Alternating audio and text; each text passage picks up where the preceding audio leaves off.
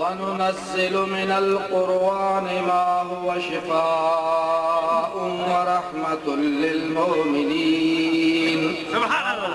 صدق الله العلي العظيم وصدق رسوله النبي الكريم ونحن على ذلك من الشاهدين والشاكرين والحمد لله رب العالمين اللهم صل على سيدنا محمد हम रहमत शलतो जे असांजे मथां बरसात दीन इस्लाम ते साबित कदम अता करे ऐं ईमान ते खात्मो बिल खैर हे जो की महफिल बाबरकत महफिल कुरान शरीफ जे तो जे असांजे भाइरनि जे बटलनि खे रब करीम या नसीब फरमाई रहमत जो यो कलाम नूरानी रब्बानी अज पंहिंजे सीने जे अंदर जेको आहे उन्हनि सजाए ऐं अल्लाह साईं जे दरबार में रहमत जा हक़दार थिया उहा शइ आहे क़ुरान शरीफ़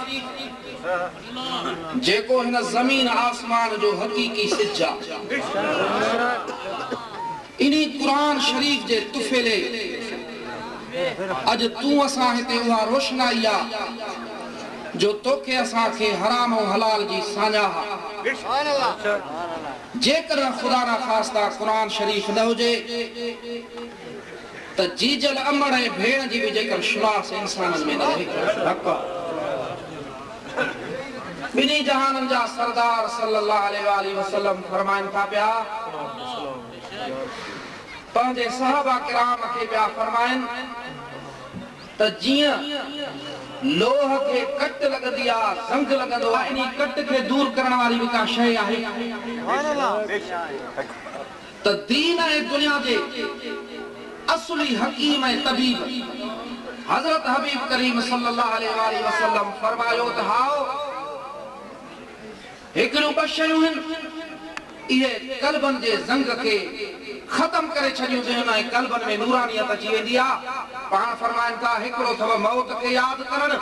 ऐं ॿियो अथव हिन मुक़द्दस कलाम पाक क़ुरान मजीद जो पढ़णु कुरान शरीफ जी तिलावत कंदो सरकार फरमाइनि था पिया त हे मुसलमानो यादि करे छॾियो मां अगरचे सरकार सदाई मौजूद आहिनि पर ज़ाहिरी अखियुनि वारनि जे लाइ पिया फरमाइनि त मां तव्हां में ॿ शयूं छॾियूं थो वञा पियो हिकिड़ो पंहिंजो अहल बैत छॾियूं थो वञा पियो ऐं ॿियो क़ुरान मजीद तव्हां में छॾियूं थो वञा पियो जेकर हिननि खे तव्हां चिंबड़ी पवंदो त तव्हां खे क़यामत जे ॾींहुं हौज़ कौसर ते मुंहिंजे हथ में अची पाण फरमाइनि था पिया त जंहिं बि क़ुरान शरीफ़ खे हिफ़्ज़ कयो यादि कयो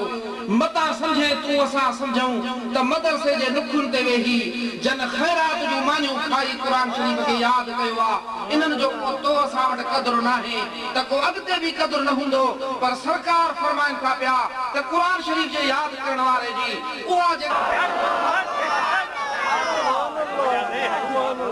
अल्लाह पाक जल्ल शानहु व मन वालहु जे हुजूर में है असांजी इल्तिजा है सदस हबीब करीम सल्लल्लाहु अलैहि वसल्लम जे वसीले सां त अॼु हिन महफ़िल में जन बचड़नि क़ुरान शरीफ़ यादि कयो उन्हनि खे क़ुरान शरीफ़ जे पढ़ण जो हक़ जी तौफ़ीक़ अता फरमाए क़ुरान शरीफ़ जी नूरानियत उन्हनि खे नसीब फरमाए ऐं तव्हां असां जेके आया आहियूं तव्हांजो असांजो अचणु असांजे लाइ सादत वारो फरमाए वाक़िअ दावाना अल्हम्दुलिल्लाहि रब्बिल आलमीन